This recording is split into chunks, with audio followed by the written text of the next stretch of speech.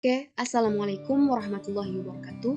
Perkenalkan, nama saya Saripah, NIM 190569201094, mata kuliah Kapita Selekta, dosen pengampu Marisa Elsera SOS MSI, dengan tema dampak COVID terhadap sosial ekonomi masyarakat.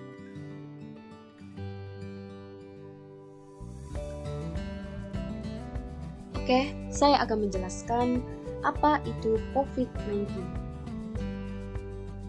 COVID-19 adalah suatu virus yang menular yang disebabkan oleh virus yang berasal dari Cina, yang kemudian menyebar luas ke seluruh penjuru negara, termasuk Indonesia.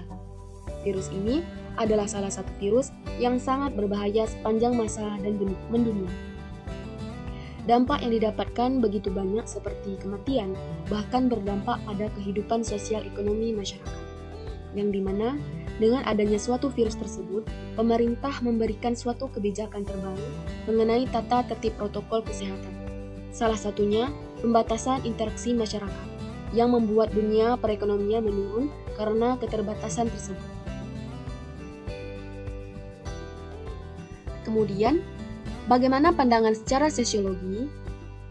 Nah, secara sosiologi, pandemi COVID-19 ini telah menyebabkan suatu perubahan sosial yang tidak direncanakan. Dalam artian, pada perubahan sosial yang terjadi secara tiba-tiba dan tidak dikehendaki oleh masyarakat akan kehadirannya.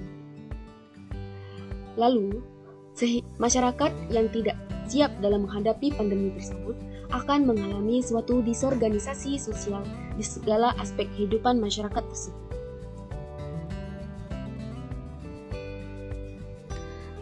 Apa dampak dari terjadinya COVID-19? Nah, dampak COVID-19 ini bukan hanya pada kesehatan masyarakat saja, tetapi turut mempengaruhi perekonomian masyarakat, di mana COVID-19 ini diperkirakan akan memberikan dampak yang luar biasa, khususnya pada sektor perdagangan, nilai tukar, aktivis bisnis, dan pedagang kaki lima. Dan selain itu, pemerintah membatasi suatu aktivitas di luar rumah untuk mencari kebutuhan hidupnya untuk keluarga mereka. Namun, masyarakat tidak bisa menentang protokol kesehatan dari pemerintah tersebut. Jadi, masyarakat itu diperintahkan untuk bekerja di rumah saja tanpa keluar dari rumah. Dan keluar pun harus memakai masker. Itu yang sudah ditetapkan oleh pemerintah. Sehingga masyarakat itu sendiri mengalami penurunan drastis. Dampaknya dapat menyebabkan berkurangnya pasokan tenaga kerja, sehingga terjadinya pengangguran, lalu berkurangnya penghasilan, kerentanan terhadap perubahan sosial ekonomi, dan berkurangnya suatu pendapatan. Lalu, apa saja yang terjadi pada masalah sosial ekonomi yang terjadi akibat COVID-19? Pada masalah sosial sendiri, itu merupakan suatu ketidaksesuaian antara unsur-unsur kebudayaan atau masyarakat yang membahayakan kehidupan kelompok sosial atau menghambat terpenuhinya keinginan-keinginan pokok warga kelompok sosial sehingga menyebabkan kepincangan ikatan sosial. Lalu, pada masalah sosial ini timbul dari kekurangan-kekurangan dalam diri manusia atau kelompok sosial yang bersumber pada faktor-faktor ekonomis, biologis, psikologis, serta kebudayaan.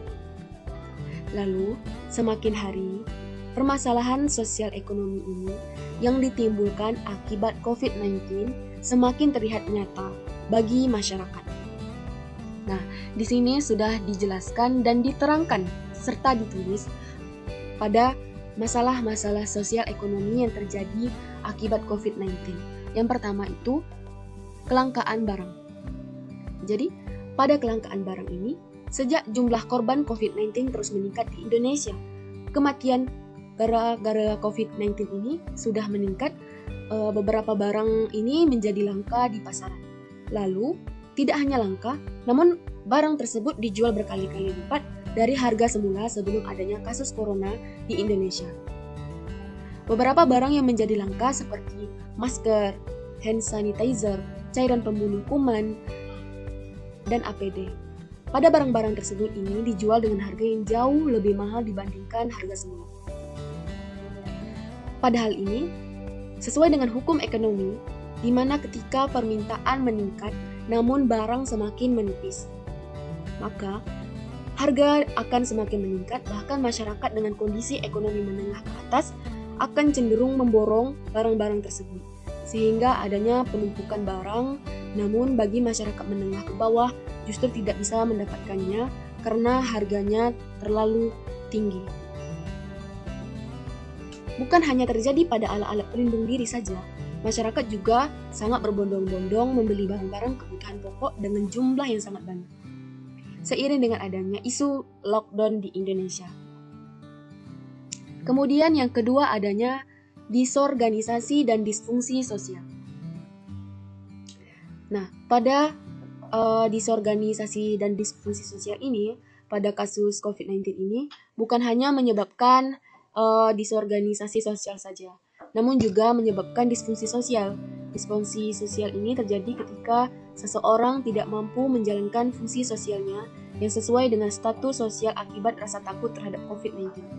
Contohnya, pada disfungsi sosial dapat terlihat pada sikap masyarakat yang mulai membatasi jarak dengan orang lain, serta tidak mau menolong orang lain karena khawatir dirinya terkena COVID-19.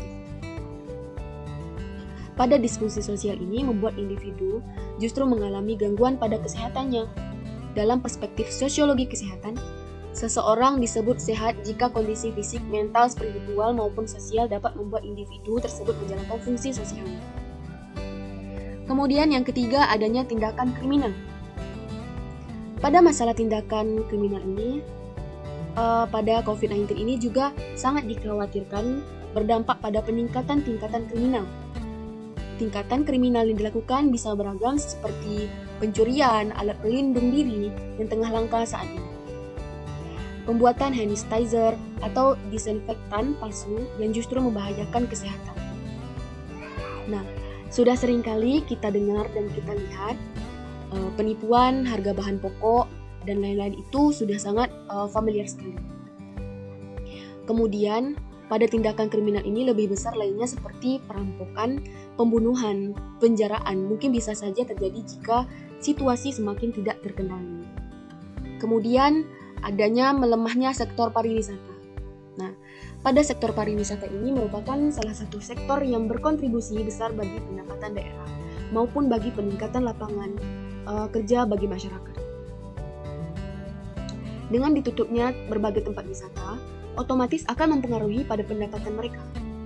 Bagi daerah yang mengandalkan sektor pariwisata sebagai penyumbang pendapatan daerah, maka harus waspada dengan penurunan pendapatan daerah akibat ditutupnya tempat-tempat wisata. Kemudian yang terakhir, angka kemiskinan dan pengangguran yang sangat meningkat. Nah, pada kemiskinan ini diartikan sebagai suatu keadaan di mana seseorang tidak sanggup memelihara dirinya sendiri sesuai dengan taraf kehidupan kelompok dan juga tidak mampu memanfaatkan tenaga mental maupun fisiknya dalam kelompok tersebut. Tidak hanya itu, pada pekerja sektor informal juga sangat dirugikan akibat kasus COVID-19 ini. Para pekerja informal yang biasanya mendapatkan pendapatan harian kini kesulitan untuk memenuhi kebutuhannya.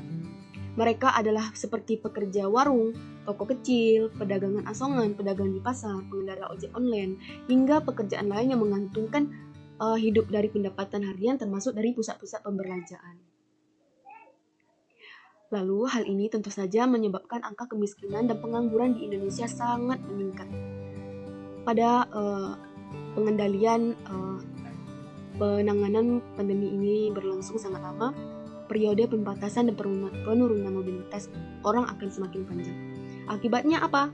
Akibatnya golongan rentan miskin dan hampir miskin yang bekerja di sektor informal dan pengendalian upah harian akan sangat mudah kehilangan mata pencaharian.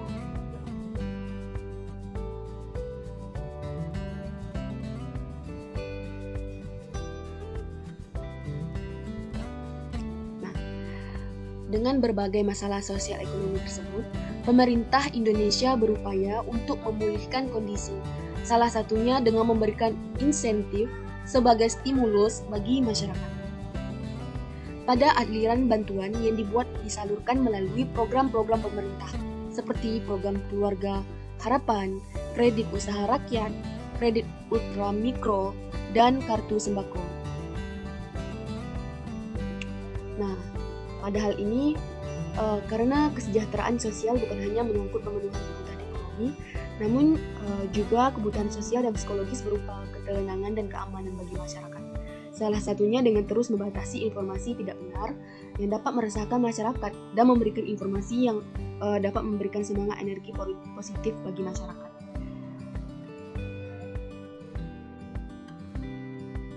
Oke, hanya itu saja yang dapat saya sampaikan. Terlebih dan terkurangnya saya mohon maaf. Saya akhiri dengan wassalamualaikum warahmatullahi wabarakatuh.